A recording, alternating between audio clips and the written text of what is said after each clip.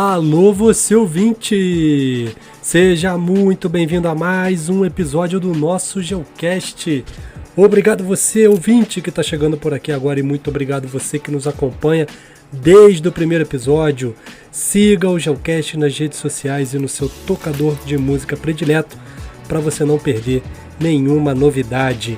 E hoje um episódio muito especial, vamos falar sobre a geografia do fogo. Um tema muito importante, sem dúvida nenhuma, por tudo que vem acontecendo aí de queimadas no Brasil e no mundo todo, também associado às mudanças climáticas. E para falar desse assunto, eu trouxe aqui um especialista nessa área. É o professor Paulo Ângelo Fachin. Ele é geógrafo com mestrado e doutorado em geografia, todos pela Unicentro, que é a Universidade Estadual do Centro-Oeste do Paraná. Atualmente, o Paulo Fachin é professor adjunto da Universidade Estadual do Rio de Janeiro, a UERJ. Meu nome é Rômulo Weckmiller, eu tenho toda uma formação da graduação ao doutorado em Geografia pela UF e atualmente também sou professor adjunto da UF. Sem mais delongas, vamos ao nosso episódio.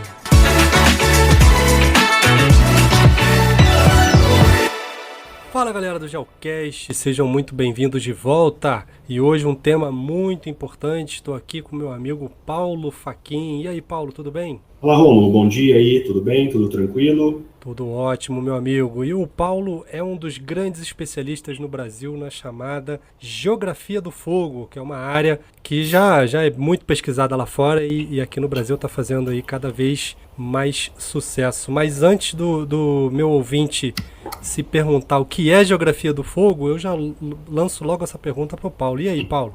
Então, Rômulo, bom, primeiramente, obrigado pelo convite. É um prazer imenso poder estar aqui participando desse projeto, que é o Geocast, né, de tanto sucesso. Obrigado. É um amigão, um companheiro de trabalho também, né, um grande geógrafo aí. Então, Rômulo, o que é Geografia do Fogo, né? Muitas pessoas têm se perguntado sobre isso nos últimos anos. O que realmente trata a Geografia do Fogo e o que é essa área? Será que ela realmente é uma área dentro da geografia brasileira? Bem, quando a gente fala sobre essa temática, né, a gente sabe que é um tema extremamente pertinente no Brasil hoje, né, e que automaticamente, né, o fogo, enquanto um agente natural e social nos últimos anos, ele acaba então tendo essa necessidade de ter, né, uma abordagem geográfica. O fogo se torna, né, um elemento geográfico do espaço, do tempo, do território, né, da sociedade de forma geral, aqui no Brasil nos últimos anos. E a geografia enquanto ciência, né, do espaço, a geografia então ela tem começado a se atentar, né, às investigações, às compreensões desse fenômeno, tanto numa perspectiva natural quanto social. Então, falar sobre geografia do fogo é falar justamente sobre o papel que a geografia tem no sentido de compreender, de analisar, né, de elucidar um pouco desse fenômeno crescente no nosso território. Quando falamos sobre geografia do fogo no mundo, nós já temos, né, muitas universidades onde os departamentos de geografia ou de ecologia ou de ciências ambientais já implantaram a geografia do fogo como disciplina obrigatória nas suas grades curriculares. São casos como, por exemplo, a Universidade, né, de Berkeley, na Califórnia, nos Estados Unidos, onde, né, o fogo tem crescido muito nos últimos anos. Alguns países europeus, Portugal, que é o país que mais queima dentro da Europa, Espanha, né, Grécia, Itália, Reino Unido, Canadá também. Recentemente, né, o México tem desenvolvido muito, né, a abordagem geográfica do fogo. E no Brasil, né, a gente tem caminhado também para esse sentido, para tentar fazer então com que essa temática ela tenha mais atenção dos geógrafos no contexto brasileiro. Porque diante de um cenário de mudanças climáticas, mudanças ambientais, aumento do regime de fogo no Brasil, a gente precisa, né, fazer então com que isso seja abordado dentro da universidade, dentro, né, das escolas, das disciplinas de biologia, né, dos cursos de ciências ambientais de uma forma geral. E a geografia em si ela tem um papel fundamental dentro dessa temática, né, que é o que a gente tem tentado trazer, né, estimular os pesquisadores, a comunidade geográfica brasileira a se atentar mais a essa questão.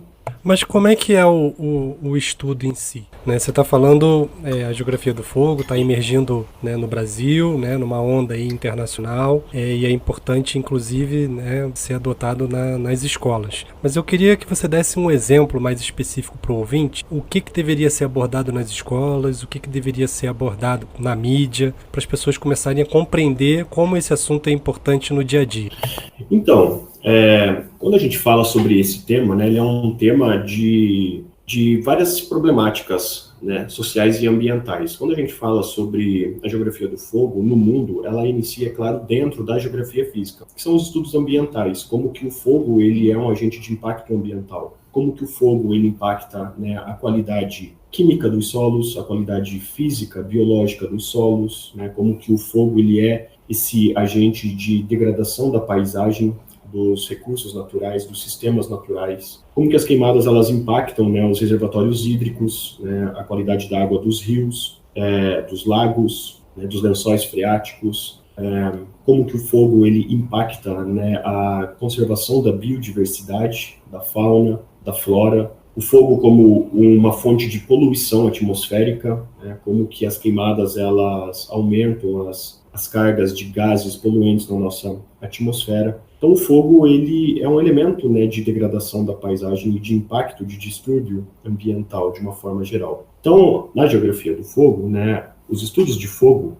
no Brasil e no mundo, eles iniciam principalmente, né, pela abordagem ambiental. Mas, para além disso, o fogo ele também é um agente de impacto social, né? Então, o fogo ele tem impactos econômicos, né? As áreas ardidas, né, as áreas queimadas, elas precisam de planos de recuperação, de restauração, né? Ou propriamente os países que já fazem gestão do fogo, né, eles precisam investir muito dinheiro na prevenção do fogo, políticas. Então, o fogo ele também é um agente político, né, porque ele precisa perpassar, então, por questões de discussões legislativas, né, questões de gestão de território, planejamentos estratégicos políticos. O fogo ele é, né, um agente urbano, né, a gente tem muito fogo nas áreas urbanas.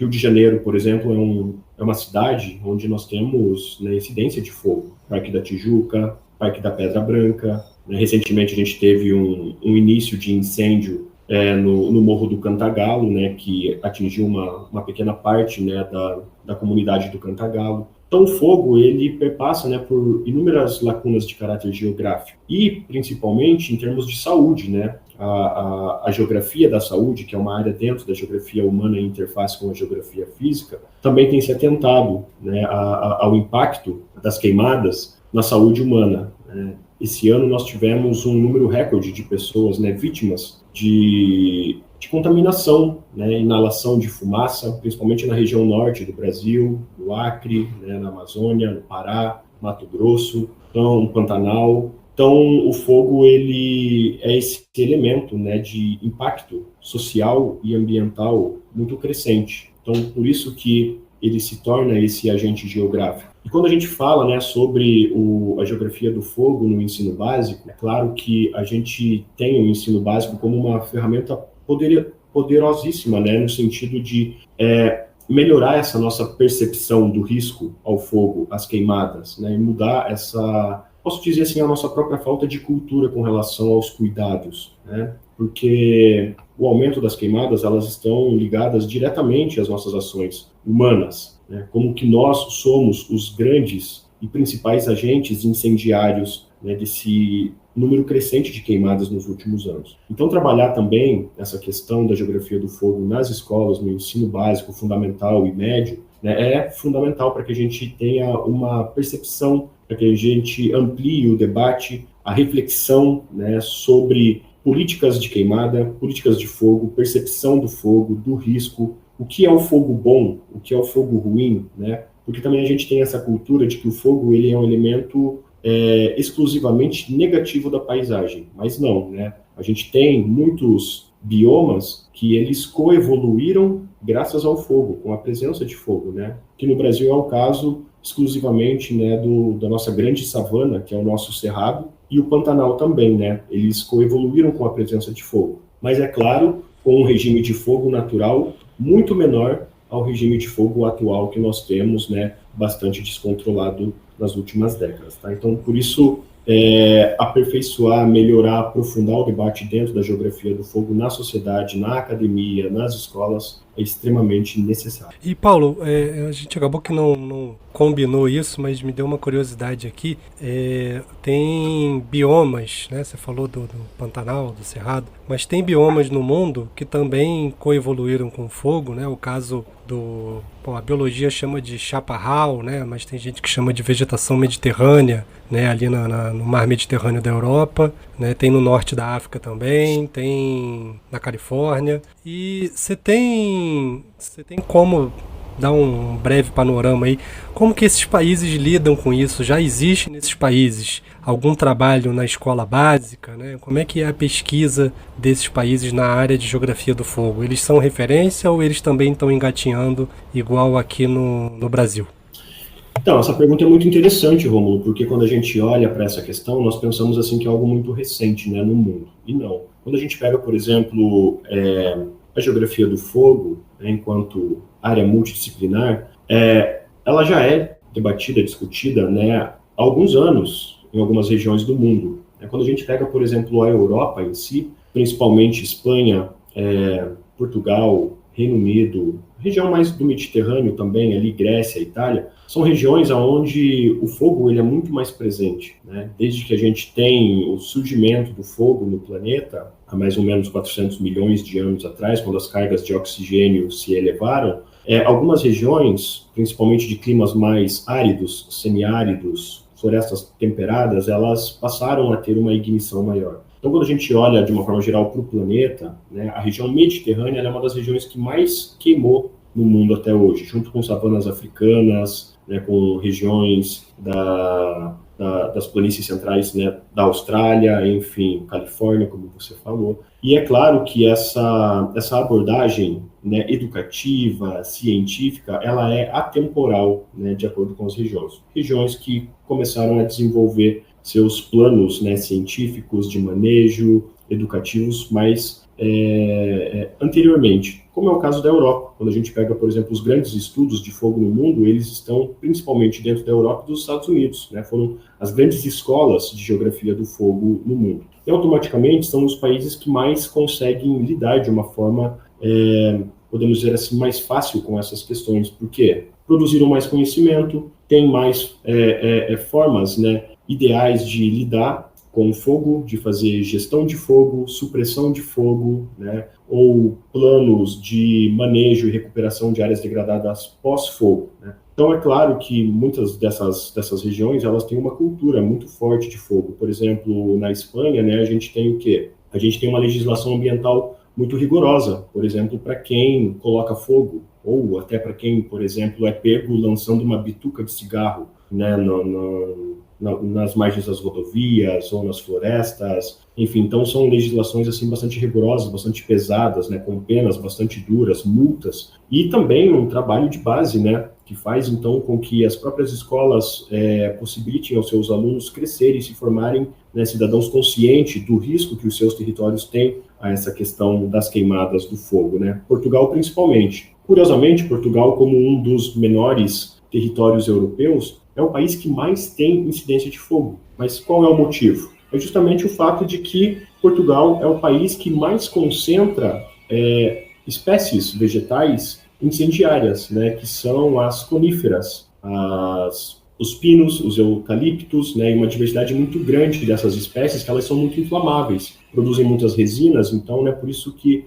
Portugal é um país que sofre muito com essas queimadas. E automaticamente é um dos países que tem uma das melhores legislações, né, para manejo de fogo, para prevenção de fogo, para recuperação de áreas pós-fogo e também, né, políticas educativas de base também. Eu costumo lembrar, né, na época que eu falava desse assunto em sala com os alunos, né, lembrava os vários episódios de fogos na Europa, né? Eu lembro de um em Portugal que foi generalizado no país, teve um na Grécia também que as pessoas tiveram que se abrigar na praia, né, dentro da água. Então realmente é uma questão antiga, né, e própria desse desse tipo de vegetação ali próximo ao Mediterrâneo. Mas, ô Paulo, para a gente terminar nosso bloco 1, você falou do fogo negativo e do fogo positivo, né? Então eu queria que você desse o fogo negativo, bom, tá para todo mundo aí no dia a dia, né? Todo mundo consegue imaginar, mas queria que você desse um exemplo para o nosso ouvinte de um fogo, o que seria um fogo positivo, por favor.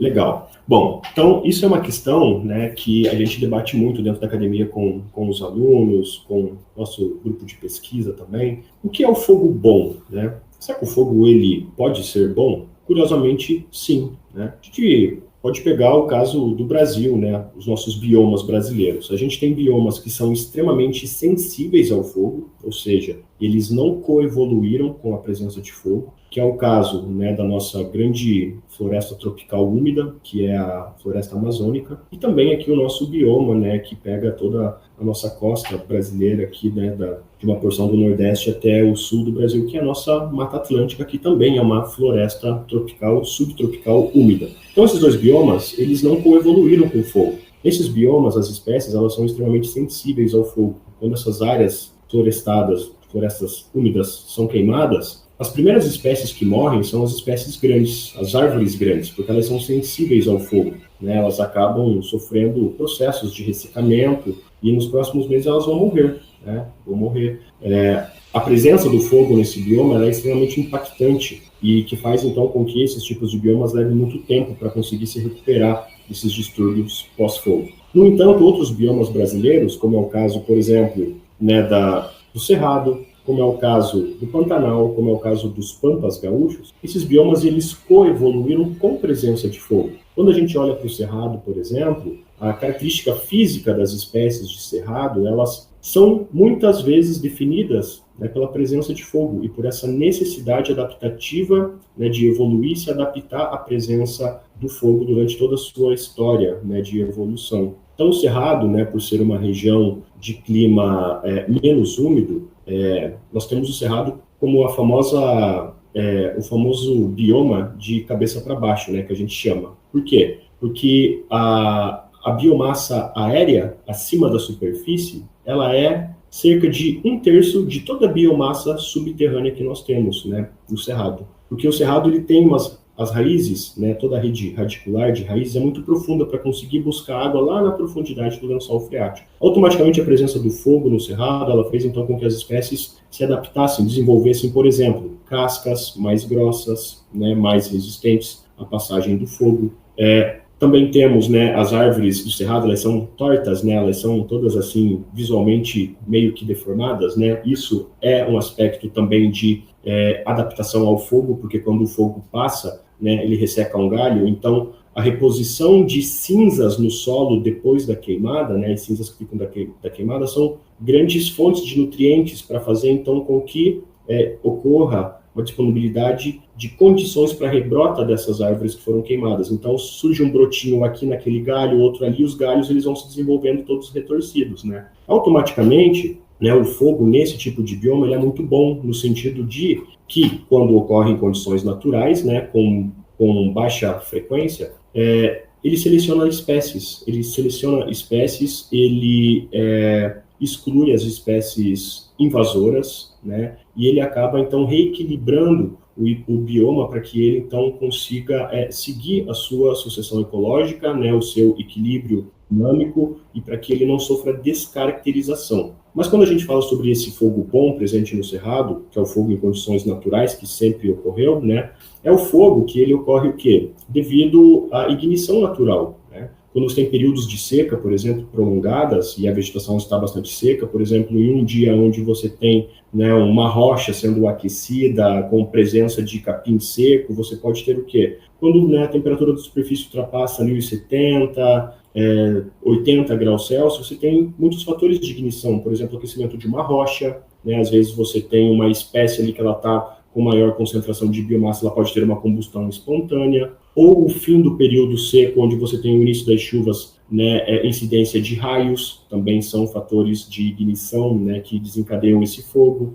e depois a chuva vem e já apaga esse fogo. Então, são fogos naturais menos severos, são fogos que sempre fizeram parte da coevolução desses biomas, assim como também no Pantanal, como nos Pampas Gaúchos, né? Então esse fogo natural menos frequente, menos severo, ele é um fogo bom, porque ele é parte da evolução e ele é parte da composição desses ecossistemas, né? O fogo ruim que nós temos hoje, por exemplo, dentro do próprio Cerrado, é esse fogo humano, né? É o fogo utilizado para o desmatamento, é o fogo utilizado de forma criminosa, né? Então a gente tem o quê? Um aumento da frequência, um aumento da severidade desse fogo, um aumento do período de retorno, né? Da recorrência desse fogo. E isso tudo acaba, né, impondo efeitos cumulativos de fogo que não dá tempo do bioma se recuperar desse período pós-fogo de uma forma natural, e novamente o fogo vai impondo efeitos cumulativos que vai degradando e comprometendo a qualidade natural desse bioma, né? Então, é o que a gente chama de fogo bom e de fogo ruim. Só para finalizar rapidinho,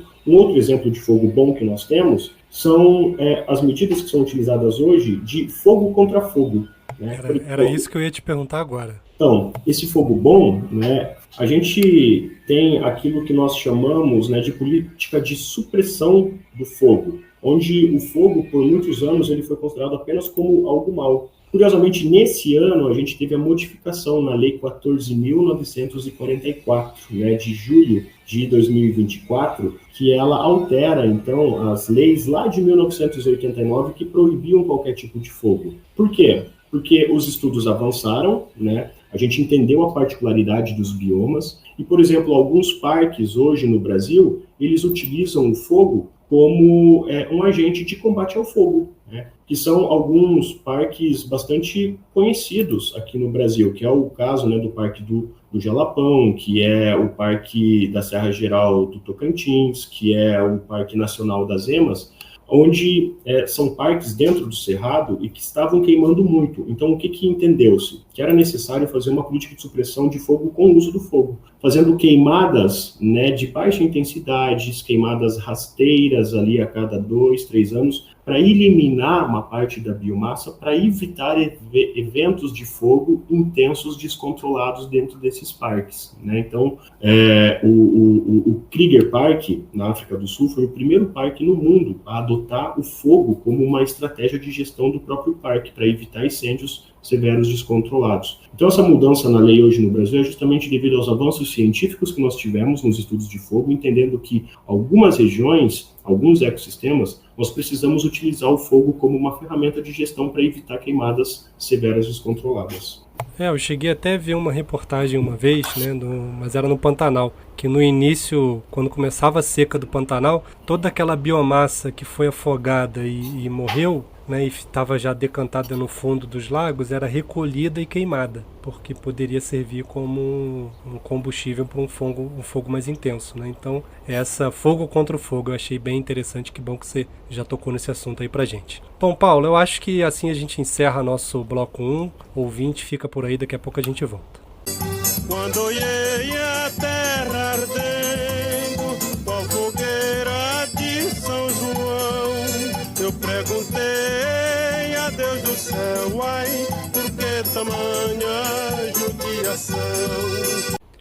Fala galera, estamos de volta para o bloco 2 e estou aqui com o Paulo novamente para a gente continuar esse bate-papo sobre geografia do fogo. E Paulo, você falou bastante, deu muitos exemplos aí mundiais, né, sobre a geografia do fogo, falou um pouquinho de como esses países lidam. E esse bloco 2 eu queria focar, né, nesse momento um pouquinho mais no Brasil, né? O Brasil tem infelizmente frequentado os noticiários, né, nessa área do fogo há mais de uma década, né, acredito eu, com recorde atrás de recorde negativo, né, do fogo ruim, como você disse no bloco anterior. E eu queria que você desse pra gente um panorama aí, o que aconteceu no Brasil, por que desse aumento de fogos, como é que é a nossa legislação, a gente tem muito que aprender ainda com Portugal ou a gente está no bom caminho? Então, Rômulo, a questão do fogo no Brasil, ela é muito mais complexa do que nós imaginamos. Eu posso dizer, sem via alguma de dúvida, que talvez o Brasil está se tornando um dos países mais complexos com relação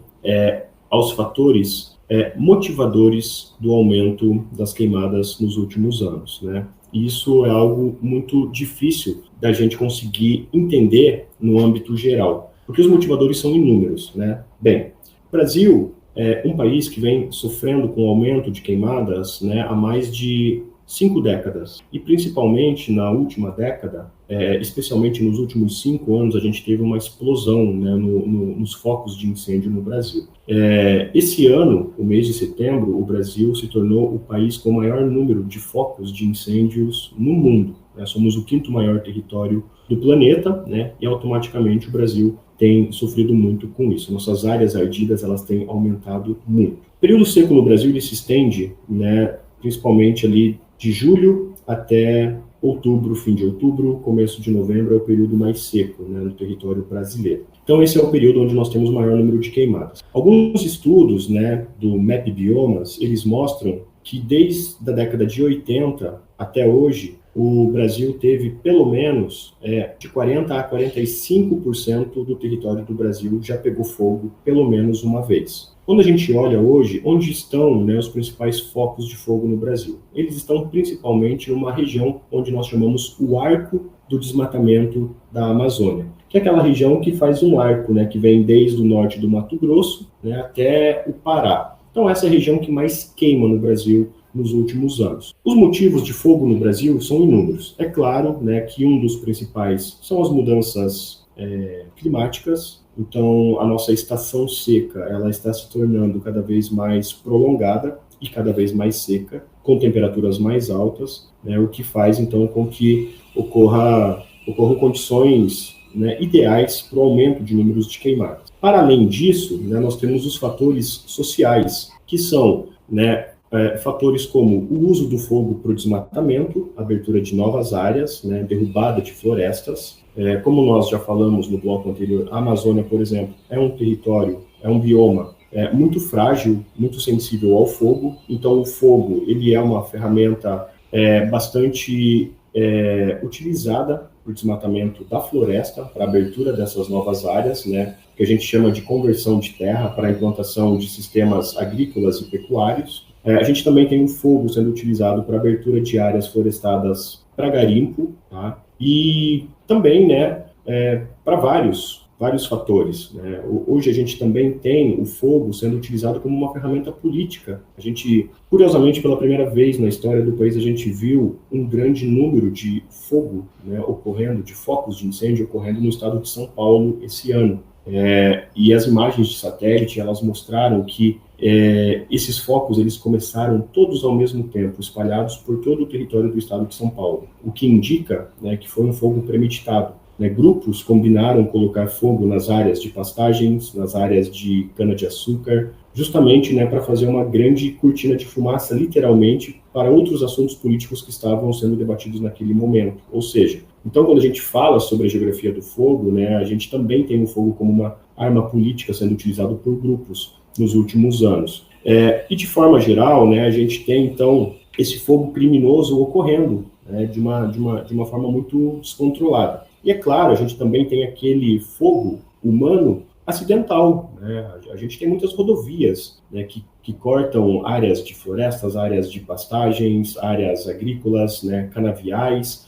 Então, quando a gente para fazer uma análise geral, né, dos fatores de aumento do fogo no Brasil, eles são inúmeros, né? Temos também, né, as queimadas para rebrota de pastagens, né, áreas de pastagens que acabam tendo, né, uma concentração de doenças, parasitas, bactérias. Então, né, os produtores, eles queimam essas pastagens para eliminar essas doenças e fazer uma rebrota de um pasto de maior qualidade. Temos, né, as próprias queimadas de agricultura tradicional, né, grupos, comunidades de pequenos produtores que não têm acesso à agricultura mecanizada, então eles utilizam o fogo também como um elemento de fertilização inicial do solo, né, para que a semente ela germine e a planta desenvolva rapidamente. Depois eles fazem a colheita, abandonam essa área para que ela fique alguns anos recuperando as propriedades físico-químicas do solo.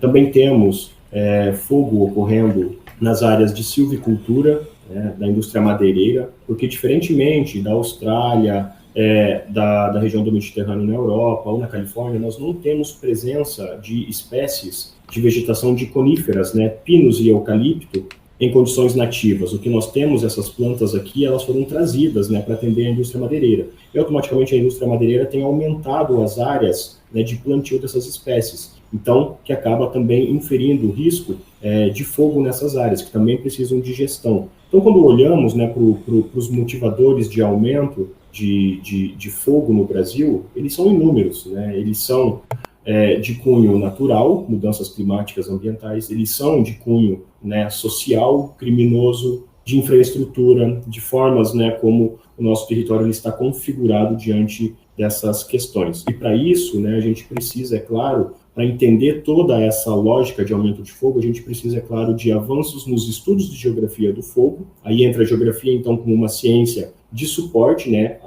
ao entendimento desse fenômeno e dos seus motivadores, e também como uma ciência, né, de suporte a entender melhor quais são as formas de gestão desse território para que esse tipo de fenômeno ele seja controlado, né, para que ele não venha aumentando ano após ano, como tem ocorrido nos últimos anos aqui no Brasil.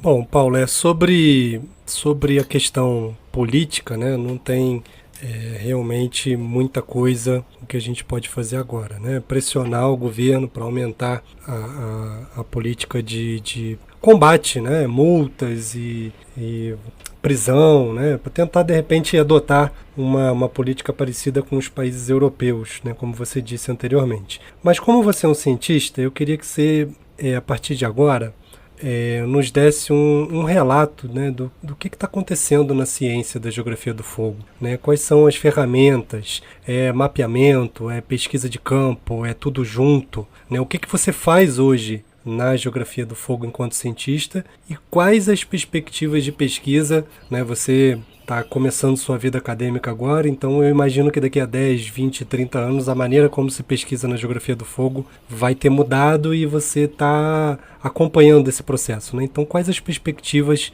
nessa área, pensando do ponto de vista mais científico?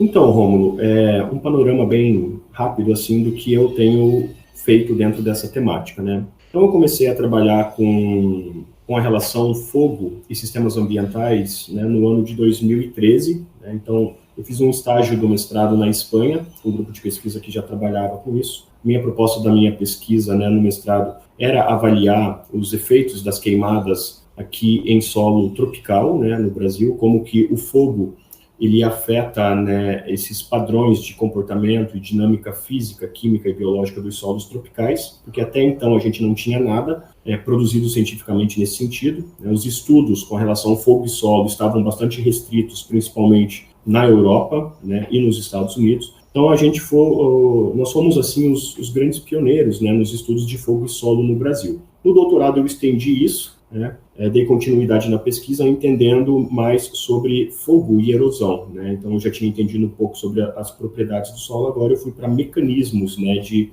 degradação física mesmo, erosão de solos tropicais submetidos a fogo. E tem sido muito legal acompanhar que nossos estudos têm influenciado, né, uma parte dos pesquisadores aqui no Brasil e também no mundo tropical, né, nos ambientes tropicais, tem tido bastante utilização dos nossos estudos, assim, mundo afora. E aqui no Brasil a gente tem visto, né, um aumento de pesquisadores em várias áreas, né, trabalhando com fogo e solo, fogo e água, fogo e atmosfera e clima, enfim, toda essa abordagem mais ecossistêmica. E a gente também tem percebido um pouco, né, de pessoas dentro da geografia trabalhando mais com essa questão mais social do fogo, política, econômica, cultural, né? Quando a gente olha para essa questão acadêmica, é claro que o conhecimento científico, né, acadêmico, ele tem um poder muito grande de impulsionar novos pesquisadores, mas também de auxiliar, né, os tomadores de decisão, os nossos gestores políticos, né, as empresas. Também tem, né, um grande poder de influenciar parcerias, pontes, né, entre as pessoas de forma geral.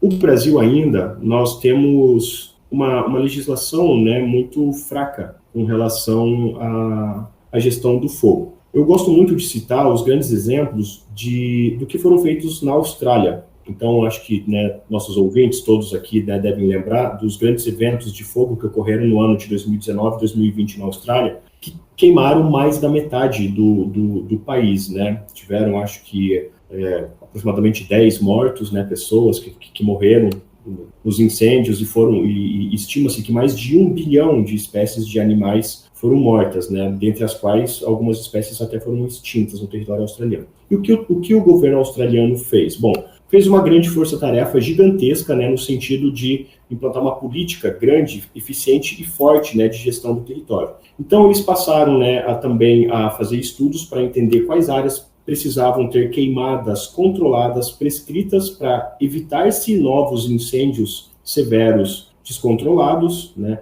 Investiram muito recurso e tecnologia aprimorando esses combates aos incêndios, muito investimento em aeronaves, em helicópteros, recursos aéreos e recursos terrestres também, né, para combate ao fogo, infraestruturas resistentes aos incêndios, cidades, né, que estão mais próximas às áreas propensas ao fogo, então, né, fizeram padrões de construções, né, nessas áreas, muros com sistemas de irrigação, né, para amenizar risco de incêndio nessas áreas, sistemas de alerta precoce também com a população de risco, via aplicativo, via comunicação, né, celular, rádio, TV, enfim, internet de forma geral. Então, investiram muito nisso. Sistema de alerta de emergência, pensando rotas de fugas, né, para essas populações de risco ao fogo, né. Também investiram muito em educação e envolvimento da comunidade, campanhas de conscientização pública, né, através de governos e agências de combate aos incêndios, né, realizaram inúmeras campanhas na educação pública, né, nas escolas, nas universidades, né, preparando essa comunidade, né, para possíveis eventos futuros, né, como agir, como não agir, né, o que fazer, o que não fazer, né, como se prevenir, como acompanhar também essa questão, né, do monitoramento meteorológico, climático, né, as épocas do ano mais suscetíveis, né, os tipos de fogos que podem ocorrer, políticas, né, de amortização ao risco, né, como descarte adequado de lixo, como prevenção, né, por exemplo, das pessoas que circulam pelas estradas, pelas rodovias, enfim. Gestão de vegetação também, redução, né, das áreas onde tem um acúmulo muito grande de vegetação inflamável. Então, na Austrália também, né, tem muita presença de coníferas, né, de vegetação de risco, né, então as queimadas controladas, as queimadas prescritas nessas áreas, né, para reduzir essa carga de combustível, para evitar queimadas severas descontroladas. Gestão florestal, também fizeram, né, um investimento na legislação e na política, né, planos de incêndio. A legislação ela se tornou também mais rigorosa, colaboração entre agências, enfim, e muita pesquisa e inovação tecnológica. Então, a Austrália, na minha opinião, ela se torna, assim, talvez um dos grandes modelos de país que conseguiu implantar, criar, desenvolver um grande sistema de gestão em um curto período de tempo. É claro que a gente está falando de um país com condições financeiras muito diferentes, né, do Brasil, uma população muito menor do que a população brasileira, condições econômicas, né, sociais, científicas, né, e tecnológicas muito melhores do que as nossas aqui no Brasil. Mas é claro que a gente pode e deve olhar para isso, né, como grandes exemplos daquilo que é possível ser feito aqui no Brasil. Mesmo dentro das nossas limitações, né, a gente precisa olhar para esses países, para esses territórios como técnicas, né, inovadoras, metodologias, caminhos possíveis do que a gente pode fazer aqui no Brasil, para que a gente também consiga reduzir, frear, né, esse aumento descontrolado de fogo que nós temos no nosso território. Como você disse, o primeiro passo talvez seja a presença maior do Estado, né, investindo aí nessas áreas para que a coisa aconteça. Mas para a gente finalizar, Paulo, eu queria fazer só mais uma pergunta que veio aqui na minha cabeça. Esse ano de 2024 ficou marcado aí como um ano de consolidação, né, da inteligência artificial, do aprendizado de máquina, né, tanto que em várias áreas o prêmio Nobel foi para pesquisas, né, relacionadas a esse tipo de temática, né, na física, na química. E como a geografia do fogo trabalha com uma grande quantidade de dados, né, aqui no Brasil a gente tem o INPE, a Embrapa, várias instituições que estão atacando, né, esse assunto, produzindo dados, né. Eu estou falando isso porque a gente acabou de ter um evento bienal, né? Então acabou de ter um evento chamado Geopantanal e mais da metade dos trabalhos apresentados nesse evento foram relacionados ao fogo, né? Não sei se a geografia do fogo em si, mas perpassava aí pela questão do fogo. Você, enquanto cientista, né, que trabalha nessa área, você acha que esse aprendizado de máquina, inteligência artificial, já está chegando na sua área ou inevitavelmente vai chegar? Ou não? Ou você acha que de repente os trabalhos de campo e essa coisa toda vai continuar sendo preponderante? Ou uma terceira via, uma junção disso tudo? O que você acha? Então, Rômulo, eu acho que ainda não chegou, né, de uma forma mais sólida e abrangente, né? A questão da inovação tecnológica, né, as novas tendências de inteligência artificial, softwares, programas, né? Eu tenho acompanhado isso nos congressos da geografia física, né? A gente teve agora, né, mês passado, o Simpósio Brasileiro de Geografia Física, né, em João Pessoa, na Paraíba, e eu perpassei, assim, né, pelos blocos de apresentação de trabalhos, e eu não tenho visto muita coisa assim acontecendo com relação a fogo, né, no sentido preditivo e preventivo, né, como que a geografia, de uma forma geral, ela tem um poder muito grande de desenvolver técnicas metodológicas no sentido de prever, prevenir e recuperar áreas, né, pós-fogo. A gente não tem tido ainda muita abordagem nesse sentido dentro da geografia do fogo no Brasil. É claro que eu tenho tentado estimular bastante isso, né, nos debates, nas discussões com os colegas, nos eventos científicos, né. Eu sempre tenho buscado dar um mini curso bem legal que eu tenho há alguns anos, né, voltado então para estudos, né, de fogo, mais voltado para a questão ambiental, água, solo, vegetação, né, no sentido de estimular. Mas eu acredito que, hora menos hora, isso vai ser inevitável, né, as coisas vão acontecendo, é claro, de uma forma mais lenta aqui na ciência brasileira do que acontece, né, na Europa, Estados Unidos, nesses outros lugares mais desenvolvidos. Mas eu torço muito para que chegue com uma força, né, de subsídio à nossa ciência, né, porque essas novas técnicas, elas têm um poder muito grande, principalmente voltado, né, para levantamento de áreas, o mapeamento digital, o sensoramento remoto, técnicas de campo, né, drones, sensores de monitoramento de campo, de temperatura, né, de umidade de ar, de umidade de solo, de qualidade da água, né, a nossa própria previsão meteorológica, né, eu acho que ela tem sido aprimorada nos últimos anos no sentido de trazer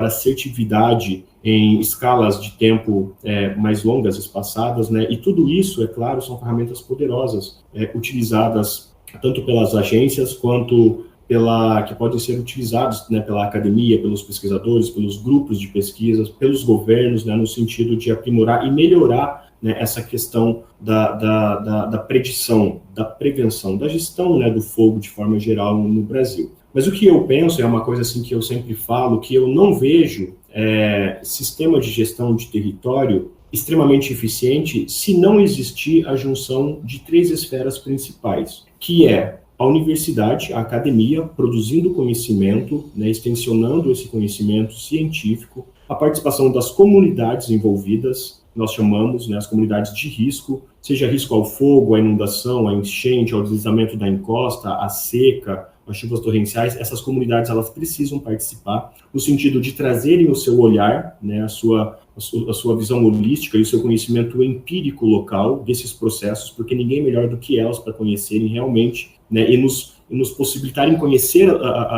a sua visão com relação a esses fenômenos locais. E a terceira esfera, a participação do poder público, do Estado, né, dos gestores do nosso território. Então, quando olhamos, né, para países como a Austrália, por exemplo, né, essa implantação de um sistema eficiente de gestão do fogo, ela só foi possível a partir da junção dessas 3 esferas, das comunidades de risco, né, em junção com o conhecimento científico acadêmico, em junção também, né, com a esfera pública, né, o Estado fazendo a gestão, utilizando desses conhecimentos para pensar nos seus planejamentos eficientes do território com relação a essa problemática. É isso, Paulo. Então a gente tem muito que aprender, mas que bom que já tem um modelo de sucesso aí para a gente tentar seguir, né? Para a gente finalizar, Paulo, eu primeiramente queria te agradecer, né, pela presença aqui no Geocast. Já há tempos que a gente vem discutindo esse episódio, né, no dia a dia ali de trabalho. Que bom que a gente conseguiu trazer esse conhecimento aqui para os nossos ouvintes. Então é uma honra te ter aqui dentro do Geocast. E antes de você se despedir, queria que você deixasse umas dicas, né? Aquele ouvinte que quiser aprofundar esse assunto, né? De repente procurar um livro ou ver um filme, um documentário, um canal no YouTube, enfim, algum mecanismo aí de multimídia onde o nosso ouvinte quiser aprofundar. Queria que você desse umas dicas aí, por favor. Legal. Bom, acho que tem algumas coisas legais e interessantes aí acontecendo nessa produção, né, cinematográfica, audiovisual, alguns documentários. Bom, acho que um que eu recomendo, assim, que é um grande clássico, né, é um filme que ele retrata como que a humanidade ela se deparava com o fogo, ela sabia que o fogo existia, mas ela não conseguia produzir o fogo. E a partir do momento em que a humanidade ela domina o fogo, ela consegue produzir o fogo, ela melhora a sua qualidade de vida em vários aspectos. Ela começa, né, a cozinhar comida, eliminar bactérias, ela começa a ter um conforto térmico maior dentro das cavernas. E automaticamente o domínio do fogo ele se torna, né, um elemento que permitiu o aumento da expectativa de vida, né, da humanidade. Então o fogo ele foi assim como o próprio domínio das técnicas agrícolas, o fogo ele também foi um momento crucial, foi um grande salto na evolução da história humana. E o filme que retrata bastante isso é um filme chamado A Guerra do Fogo, que mostra a relação entre duas tribos, né? Uma que dominava o fogo e a outra que cultuava o fogo como um elemento sobrenatural por não conseguir dominá-lo, né? E a relação entre elas acabou então aprimorando essa relação da humanidade com o fogo, né? É uma história muito legal que mostra como nós evoluímos nesse sentido. O outro que eu recomendo é um documentário recente que chama Amazônia em Chamas. Esse documentário ele explora as queimadas no Brasil, né, que devastam a floresta amazônica. Por meio de algumas imagens bem legais, assim, né, ela denuncia muito essa ligação entre o fogo, o desmatamento florestal e a indústria da carne no Brasil atualmente. E por último, um artigo aí legal de pesquisadores brasileiros que eu recomendo. Ele é um artigo em inglês, né, mas hoje nós temos ferramentas de tradução. Chama Bad Fire, Good Fire, tá? Fogo ruim, fogo mau, que traz uma noção, né, dessa questão do fogo aqui nos ecossistemas, nos biomas brasileiros. O ouvinte pode ter certeza que eu vou colocar todos esses links aí na descrição, né? E só para somar aí as dicas do Paulo, tem um livro clássico, né, numa linguagem bem jornalística, né, não é um livro acadêmico, de um americano chamado Warren Jean, A Ferro e Fogo, a história de devastação da Mata Atlântica brasileira. É um livro muito interessante, que ele conta aí como que a Mata Atlântica talvez tenha sido a primeira vítima da colonização europeia aqui no Brasil. Então ele uma linguagem bem jornalística, conta tudo o que aconteceu com a Mata Atlântica, né, desde 1500 até os anos 90, aqui mais ou menos a publicação do livro, talvez um pouco antes, né? A edição brasileira ela é bem mais recente. Bom, Paulo, mais uma vez agradeço, muito obrigado pela presença aqui no Geocast. Eu te agradeço, Romulo, obrigado pelo espaço, pela oportunidade de poder estar aqui falando sobre um tema tão necessário, né, urgente, pertinente para os tempos atuais, né, para nós, enquanto sociedade, refletirmos um pouco mais sobre essa questão, ok? Valeu, um forte abraço, até a próxima. Valeu, até a próxima. Pantanal, qual teu destino final? Nosso destino afinal